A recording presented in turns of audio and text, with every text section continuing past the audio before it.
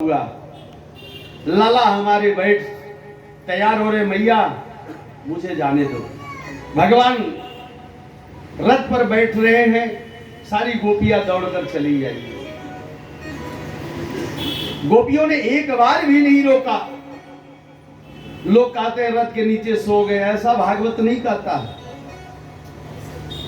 क्योंकि भगवान को कार्य में कोई रोक ही नहीं सकता। और जो परमात्मा के कार्य में बाधा डालता है वह 3 जन्म राक्षस बनना पड़ता है। जय और विजय भगवान के मिलने से रोक दिए, उन्हें राक्षस 3 जन्म को बनना पड़ा।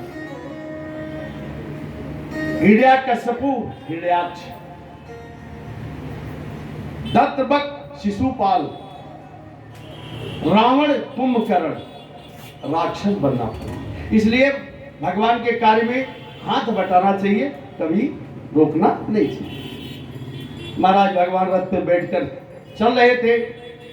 गोपियों से भगवान ने कहा, बस जा रहा हूं मेला देखने, बस आज जाऊंगा, कल मेला देखूंगा, परसों बस वापस आ जाऊंगा। गोपियों ने कहा, मैं जानता हूं काला कलूटा, जैसे काला भौरा होता है ना, पुष्प पर बैठता है और सुगंध लेकर उड़ जाता है, वैसे मैं जानता हूं आप ही वही हो। इसलिए गोपियों ने, भगवान ने रथ पर बैठ गए, गोपियों की बात सुन लिए। भगवान ने कहा, अरे गोपी चिंता मत करो ना, मैं गया ही कहां। चित्त चकोर हृदय मन लागे, जैसे प्रेम करही तुम लागे। अरे हाँ गोपी, तुम मुझसे प्रेम करती है ना, तो तुम्हारा चित्त, तुम्हारा प्रेम, तुम्हारा वात्सल्य मेरे ही तो हृदय में विराजमान है गोपी। भगवान रथ पर बैठकर चले। अक्रूर जी रो रहे हैं। अक्रूर जी रोते रोते जब भगवान यमुना तट पर रथ पहुंचा तो काका रो रहे हैं। आँख नयन भरी सींचतनी के, ताके जल भरी नयन हिनी के।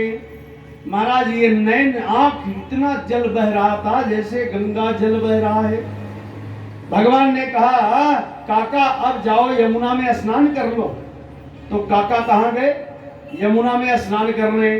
और जब यमुना में काका स्नान करने के लिए गए तो वही स्वरूप उस यमुना के जल के भीतर भगवान ने चतुर्भुज नारायण का दर्शन करा दिए। प्रेम से बोलिए चतुर्भुज नारायण भगवान की। अब जब चतुर्भुज नारायण का दर्शन हो गया तो अक्रूर खुश हो गए। कंस ही मरण प्रीतहि करिएवा। अब तो कंस का निश्चित ही मारा जाएगा, इसमें कोई संशय नहीं। अब अक्रूर जी मंद मंद मुस्कुराते हुए रथ को आगे बढ़ाए और भगवान वहां पहुंचे। मथुरा में रथ को छोड़ दिए और काका से कहते हैं, काका अब थोड़ा ननिहाल में टहल लूं। तो ननिहाल में भगवान टहल रहे हैं। तो भगवान कहां सबसे पहले गए? ननिहाल में। तो कहते हैं, नमस्तु वासुदेवांशो सर्वभूताक्षये, ऋषिकेश यदा यस्य वैश्या गृहे गच्छा। सबसे पहले भगवान वैश्य के घर गए, बनिया के घर। हाँ, कहां गए जरा बोलो? वैश्य के घर गए, बनिया के घर गए, क्या करने? बोले महाराज सारी स्त्रियां ऊपर खड़ी होकर उस भगवान का दर्शन कर रही थी, सांवली सूरत वाले की दर्शन कर रही थी। भगवान ने आशीर्वाद दिया कि जाओ, कलयुग में सबसे ज्यादा धर्म करने वाले वैश्य की पत्नियां होंगी।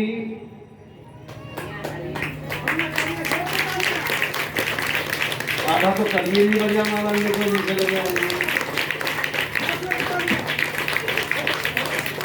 तो सबसे पहले किसको आशीर्वाद मिला? वैश्य के, कि जाओ आप लोग कलयुग में खूब फलो फूलोगे महाराज, खूब कमाओगे और दान आप ही लोग से चलेगा।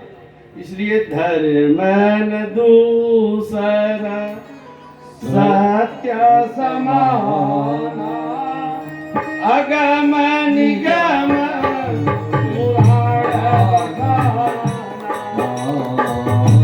धर्म न दूसर सत्य समाना, आगम निगम पुराण बताना। तो क्या भगवान ने कहा जाओ, आशीर्वाद दिए कि आप लोग कलयुग में खूब धर्म करेंगे और धर्म से पाखंड मत करना, धर्म करना, झूठ मत बोलना, पाखंड मत करना। बोले पाखंड क्या है? बोले कोई माला अगर बाहर निकाल कर रख लेवे तो देखो देखो कितनी पाखंडी है, पाखंड बाबा, पाखंड औरत, ये मत करना। ये कहने से तुम्हारा जो भी धर्म तुम कर रही हो सत्या नाश हो जाएगा और घर में क्लेश बन जाएगा। आप भगवान वहां से निकले हैं, आशीर्वाद दे करके पहुंचे हैं। रजकम किंचिदायांतम रंगम कार्यगदाग्रजः। भगवान कहां पहुंचे? सेकंड में धोबी के यहां, रजक के यहां। और जब वहां पहुंचे तो भगवान ने कहा, अरे मामा, धोबी मामा, कोई कपड़ा हो तो मुझे दे दो। तो धोबी ने कहा, अरे काला कलूटा गौरैया, माखन चोर, ये राजा का वस्त्र है। भगवान ने कहा, मामा चिंता मत करो, मेरा आपका पुराना कुछ हिसाब बाकी है, उसे अभी पूर्ण कर देता हूं। तो क्या बाकी है? बोले राम जी के समय में माता जानकी को धोबी ने ही ताना मारा था, तो उस समय हम मर्यादा में थे, इसलिए आपकी बात को सुन लिया और इस समय कोई मर्यादा नहीं है। धरे हाथ कपोल विराजे और रजक ही तुरंत स्वर्ग सिधारे। भगवान ने तुरंत कपोल पर हाथ लगाया, धोबी का जय श्री हरि हो गया। अब कपड़ा पहन लिए महाराज भगवान, सारे कपड़े जो जिसको लगा सब पहन करके महाराज चले। अब तो जैसे आप लोग शादी में साड़ी से रोड बटोरते हो, ऐसे भगवान रोड बटोरने लगे, क्योंकि बड़ा था ना साड़ी, वो कपड़ा बड़ा था। अब वो लथड़ा रहा है जमीन में। याद करो, शादी जब जाते हो तो आप लोग का साड़ी एक बीता नीचे रहता है, वो भी खुश हो जाता है। जो सुबह झाड़ू लगाने वाला होता है वो भी खुश हो जाता है कि भैया रोज विवाह हो, इस रास्ते में कम से कम हमें झाड़ू ना मारना पड़े। तो कोई पान खा करके भी रोड पर करता है तो आप लोग तो घर उठा लाते हो ना, तो थोड़ा ध्यान रहे, थोड़ा वस्त्र को। पहले के समय में वस्त्र हम लोग पहनने के लिए, वस्त्र को थोड़ा खोलने के लिए माता बहन से कहा जाता थोड़ा घूंघट खोल लो, लेकिन अब वस्त्र पहनने के लिए डांटा जाता है। बेटी को, बेटा को, हम सब ऐसा कपड़ा देखो, मेरे ये मत सो, राम राम राम राम राम राम, जय हो जय ठाकुर। मैं किसी की बुराई नहीं कर रहा हूं, मैं कहा कि उस समय 5 मीटर का कपड़ा सुंदर दिखाता था, अब तो महाराज बाकी आप लोग समझदार हैं।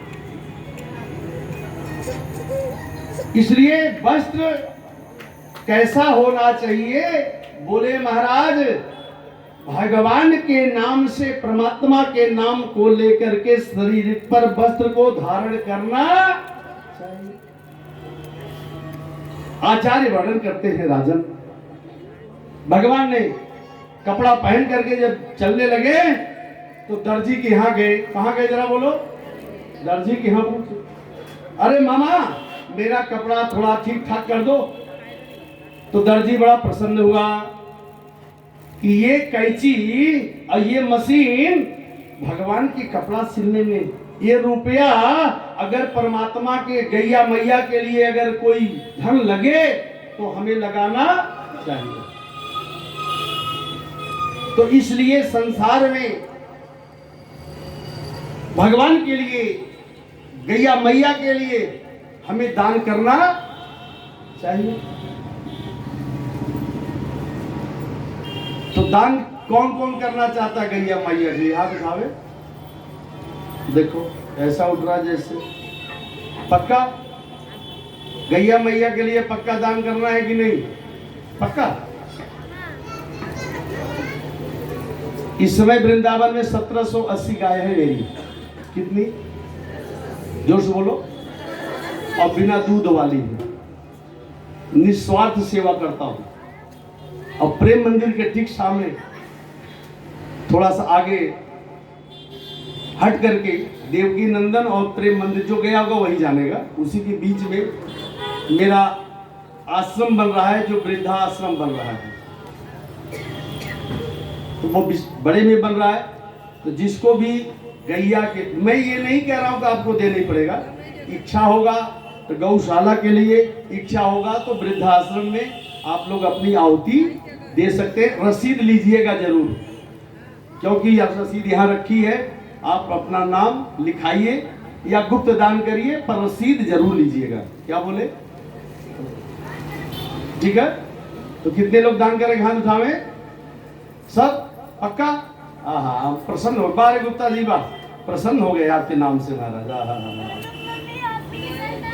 देखो हंसते रहो, दान करो चाहे मत करो, पर हंसते रहो, मुस्कुराते रहो। हमारी कथा में कब तक? बोले जब तक हम 3 घंटा बैठे हैं तब तक तुम बोलो मत, खाली मुस्कुराओ, बाकी तो हम बैठे ही हैं सब कुछ देने के लिए। आचार्य महाराज कहते हैं राजन, इस प्रकार से मेरे गोविंद, देखिए ये पर्ची है, ध्यान रहे बात पर, ये पर्ची जिसको चाहिएगा आप यहाँ नाम अंकित करा सकते। दूसरी बात, भगवान रजक के यहाँ पहुंचे, दर्जी के यहाँ, भगवान का कपड़ा सिला गया, दर्जी को आशीर्वाद दिए, जाओ अभी तो मेरे पास पैसा नहीं है। भगवान कहते हैं हाँ, कलयुग में महाराज अगर 500 रुपए का कपड़ा होगा तो 2000 सिलाई, 1000 सिलाई लगने ही लगना। हाँ या ना बोलो? तो कलयुग में सिलाई अधिक है, कैंची है, बंद नहीं होगी। इसलिए भगवान ने आशीर्वाद दिया, 5000 का कपड़ा 10,000 की सिलाई लग जा रही है, कोट का पैंट जो भी हो। हाँ या ना बोलो ना? हाँ महाराज, आशीर्वाद मिला। वहां से भगवान पहुंचे कहा?